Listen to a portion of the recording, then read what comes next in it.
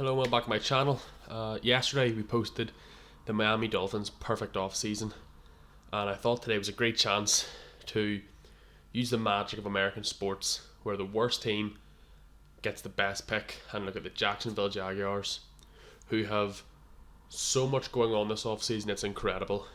They need a GM, they need a head coach, they need coordinators, they have the first overall pick in the draft, and they have so much cap room to maneuver their whole team around.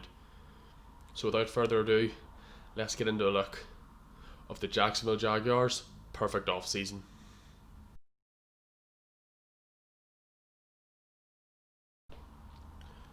Jacksonville's an interesting scenario where they need a lot of front office and a lot of coaching help. But I think in this world that we're in, the scenario I'm going to portray to us here, it's very tough to look at possible GMs and possible coordinators without looking at the head coach. So I'm just going to aim in on two head coaches. One who seems to be the market favourite for the job, and someone who has been interviewed that I think deserves the chance. We'll start off with my personal choice, and that is Eric Bieniemey. The Chiefs' offensive coordinator has been in Kansas for 8 seasons, and in his time there, he has run elite offenses for the majority of it. He made Alex Smith, who was dubbed a game manager, get put into MVP conversations, and has now turned Patrick Mahomes in what could be the greatest quarterback of all time. You look at only his mind here. 8 seasons, and has been competitive every year, dependent on whatever offense they have. And with Kansas's cap space, it gives him a choice of how he wants to build that offense. In Kansas, he's always had a dominant tight end, and I think that's a feature he would want to continue in Jacksonville. A hole in their offense. Whether that would mean a chunk of free agency, or more likely, in my opinion, going after some incredibly talented ones in the draft. I think Eric Bieniemey is an option for Jacksonville, and he would personally be my choice for their future head coach. But the market doesn't believe that. The market says that there's only one man for this job, and it's money keeping him out of it, and that's Urban Meyer. The college coach has been a phenomenon to the college game since he started, winning 2 national championships at Florida and then winning a further one at Ohio State. He brings great leadership to the role and has run a very strict regime at Ohio State that has proven incredibly dominant in his time there. But the issue with him in Jacksonville is his asking price. Rumours today would say that he's asking for $12 million annually to take control of the Jags. And although that's a large figure, I believe it's completely just. Matt Rule came out of Baylor and went to Carolina earning $9 million a year. There's nothing stopping Urban Meyer walking into the Jags front office and saying, I want Matt Rule's contract, but give me $1 million for every national championship I've won on top of that, and there's your 12 million mark. The Jets have hit a critical point in their rebuild. They have got the first overall pick and they have the money to make moves. But the head coach has to be the biggest deal here. You look at the past few seasons of teams who have rebuilt properly. The Miami Dolphins are an example. They got their head coach in Brian Flores and everything else has fallen into place. I'm not saying Urban Meyer is the right choice in my mind, but I don't think you can allow money to stop you making that decision. I would pick Eric Bieniemey, but I believe both him and Urban Meyer are great choices. So let's get right in to the next part of the video. When it comes to the cuts and re-signing period in Jacksonville, there's not too many players in the roster that are hitting the cap hard without really showing their money. I believe there's only one candidate who I would cut this offseason, and that's Tyler Eifert. We talked in the previous section about how if Bieniemey gets the job, he'll want the dominant tight end, and sadly, due to injuries, Tyler Eifert just isn't that anymore. Cutting him off the roster can save the Jags $6 million, putting their cap space at around $75 million before re-signing. I think it's a move that has to be made, and they can still look in free agency or the draft for a younger, less injury-prone tight end for the future. When it comes to re-signing, I have a long list of names, and I actually have a few expensive ones to bring back, namely Cam Robinson. The highly taken tackle a few years ago in the draft has came on strong in the last few years, And if the Jags want to be competitive, they've already got their running back in James Robinson, and they've got a good interior line with players like Linder and Norwell. But you need your tackles. Cam Robinson won't come cheap. 4 years, $50 million is a fair asking price, and that only solidifies one half of your line. But it's a no-nonsense move, and a deal I believe the franchise has to make to keep moving forward. Other players I would bring back: Keenan Cole and Chris Conley. Two nice receivers. They're nothing special, but they're a safe pair of hands. You can never have too many receivers going forward, especially when you're looking to bring in a rookie quarterback. DJ Hayden's the same. At cornerback, he's had some very good years, and another position of need for the Jags. If they let him go, it's another place where money and picks will have to end up. This will, first off, save them the worry of having to replace him, but also save draft capital they would have to use elsewhere. So I would bring back DJ Hayden, Chris Conley, Keenan Cole, and Cam Robinson. There's quite a few players that I wouldn't be bringing back. Mike Glennon's one of them. They still have They still have Gardner Minshew under contract. He can be a great backup for any quarterback they bring in. And someone like Sidney Jones. The former Eagle cornerback obviously had the season-end injury in his rookie year, but has never looked up to scratch in my opinion. And at his age, he's gonna warrant quite a large contract. DJ Hayden knows the system, and I believe will be great value for money on a long-term deal. Sidney Jones is a player that you could sign to a 5-year deal, and within 3 seasons he looks like the high pick he was when he was drafted. But very similarly, could go the other way. He's not a player I would want to invest large money in at this point, so I would let him go test free agency himself. With all these moves made, it leaves Jacksonville at about $61 million in cap space, and in the next section of free agency we'll find out where I would like that money to be put down and implemented for the future.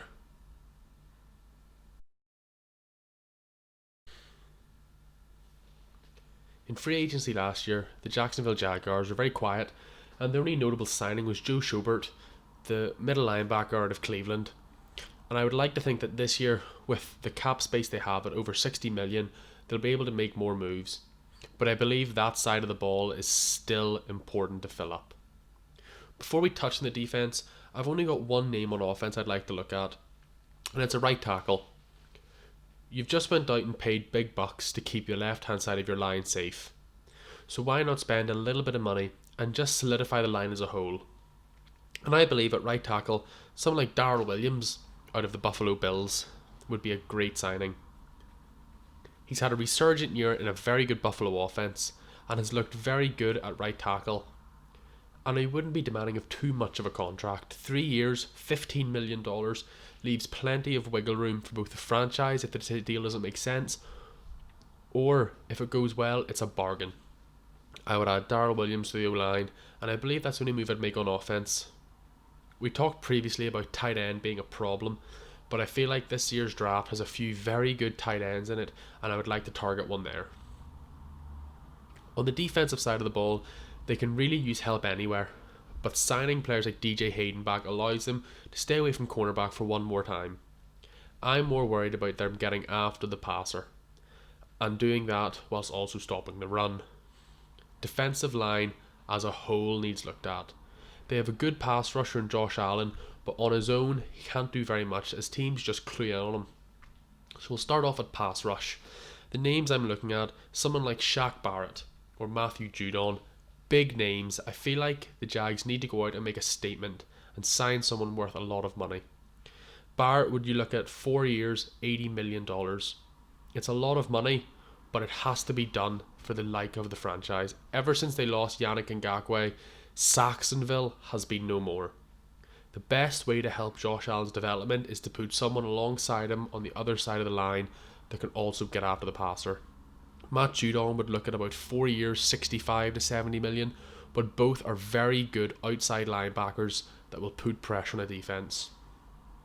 After we've looked outside, let's look internally at inside defensive linemen. Solomon Thomas and Leonard Williams both look like they're going to hit the open market and are both excellent players. Leonard Williams looked like a potential bust in the New York Jets, but ever since he's joined the Giants has been a star. 4 years, $36 million for Leonard Williams is a lot of money, but he's still a young player who can play both nose and outside on a D-line and is very versatile. At a slightly less price, and a player I actually like more, Solomon Thomas. 4 years, $25 million would be a move that I think Thomas would be happy to take. It still gives him wiggle room for another massive contract at his age, but before his season-ending injury, he was starting to look like the player the 49ers drafted.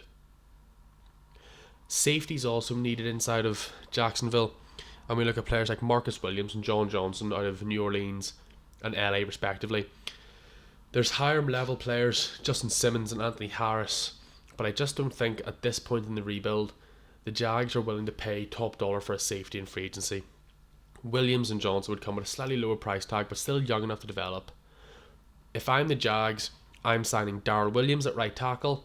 I'm taking a flyer on Shaq Barrett. Yes, he's going to cost a lot, but he's a very talented. He's proved in his last 2 seasons in Tampa.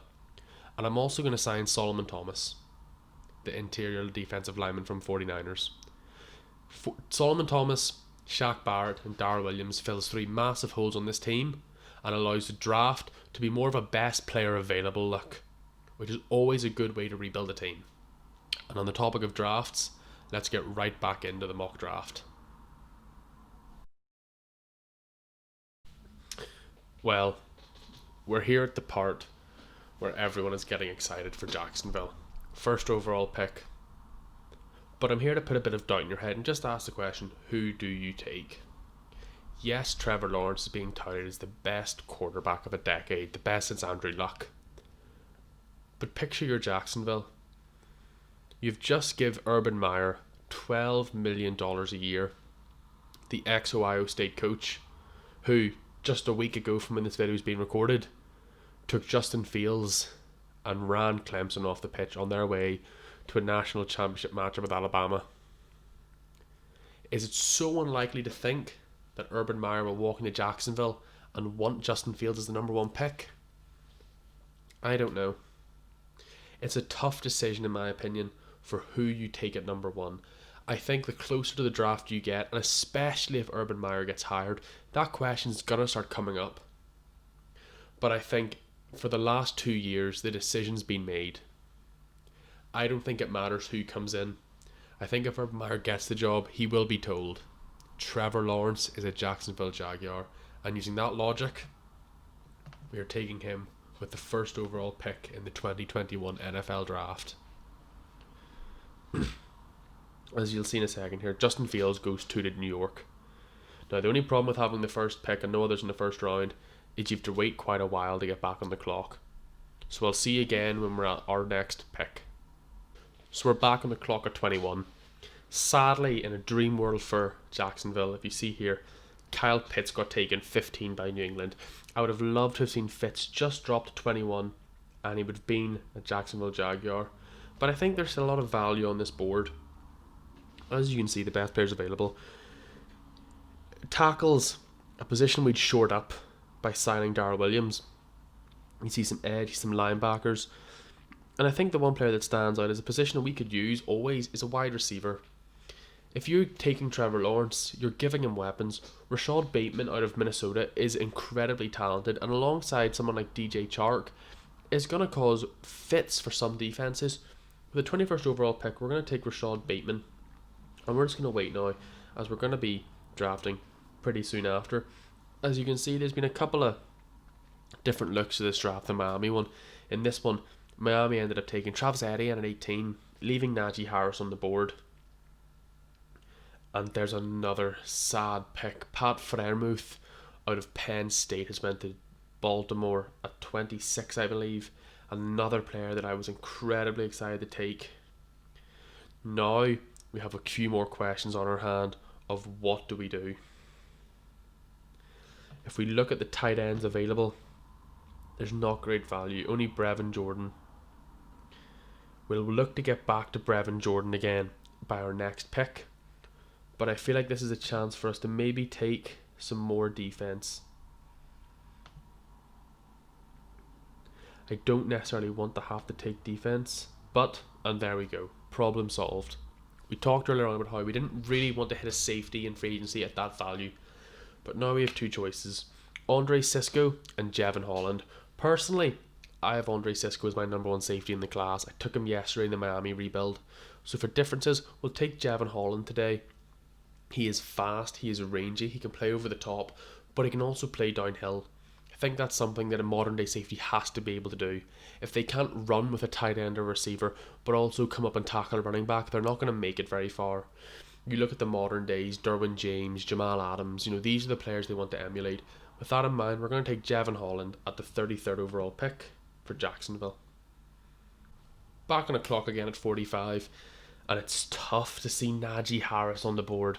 Robinson had a breakout year and is obviously the running back for the future there. Najee Harris would be a great signing. We're going to go D-line, and he's right in front of us. We're going to go Jay Tufele out of South Carolina. The USC man has a bit of everything about him, size and strength, and I think he'll just fit the time scale of the Jacksonville Jags. They want to be a defense team that allows Trevor Lawrence to play football, but not like Herbert had to do this year. Herbert's stats were incredible, but those stats with that many losses means your defense isn't doing their job. Hopefully doing this for Jacksonville means their defense will give points on the board for Trevor Lawrence, give a few turnovers, but also give good field position and keep the opponent teams out of the end zone. So with the 45th overall pick, we're going to take Jay Tufele out of USC.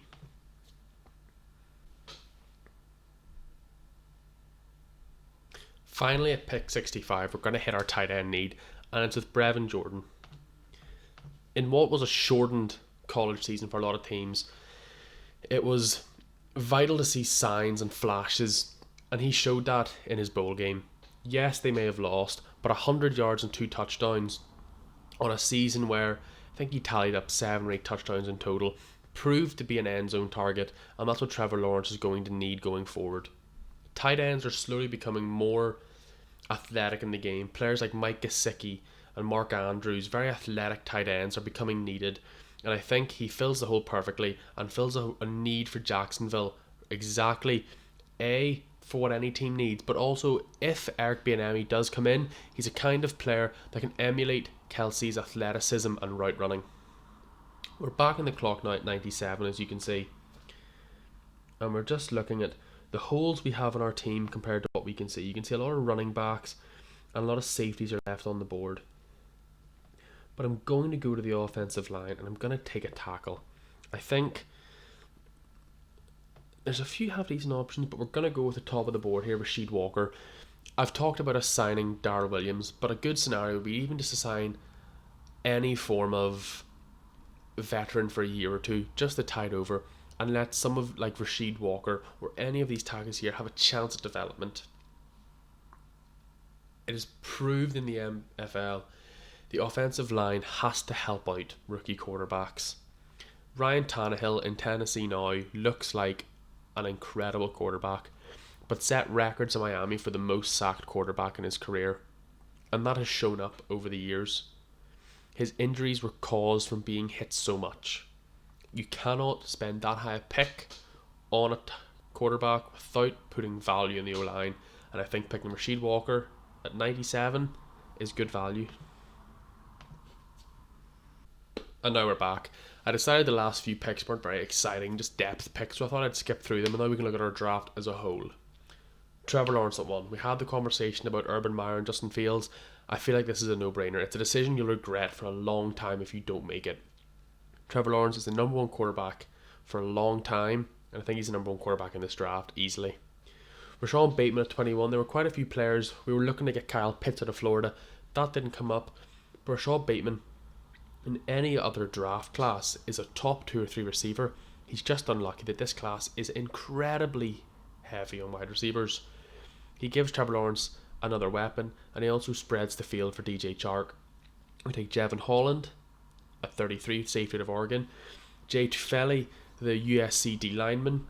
Move back and take Brevin Jordan, a pick I'm actually quite excited about if that was to happen. He's long, he's fast, and he's great in the red zone. Proved that from Miami this year with Derek King, who isn't renowned for his arm talent. Trevor Lawrence, far better arm, will get far more out of that happens. We then take Rasheed Walker, the tackle out of Penn State. Take Jarrett Patterson, the running back out of Buffalo, who obviously had that crazy game this year. take an edge rush out of Duke, go back and take another Jarrett Patterson, the interior offensive lineman from Notre Dame, and take Roger McCreary, the cornerback out of Auburn, and end up with Rashad Bateman's quarterback himself, Tanner Morgan out of Minnesota. I think this draft, we went best player available in parts and then filled holes in parts. And I think it's the best way to do this rebuild. This draft will be full of starters, but everyone who I've drafted here should be getting snaps and getting personal growth this year. But you've seen our mock draft. Let's wrap this up. And that's us. That is Jacksonville Jaguars off-season finished. We've looked at our coaches, we've looked at our free agency, our cuts, our resigning, and most importantly for them, the mock draft. In my opinion, there's many ways to do it successfully, but there's a couple of keys. You must take Trevor Lawrence. You must get Urban Meyer or Eric Bieniemey. And you must invest money in a defense. Herbert had an electrifying season for a rookie. But come January, he's sitting on the sofa watching the rest of the league because his defense and his coaching wouldn't stand up to it. And Jacksonville can't have that. They have to put Trevor Lawrence in the best possible scenario. But I hope you enjoyed the video, and we're going to keep churning these out of every team. So please, if you want to see a different team, comment down below who you want to see. And thanks for watching. Have a nice day.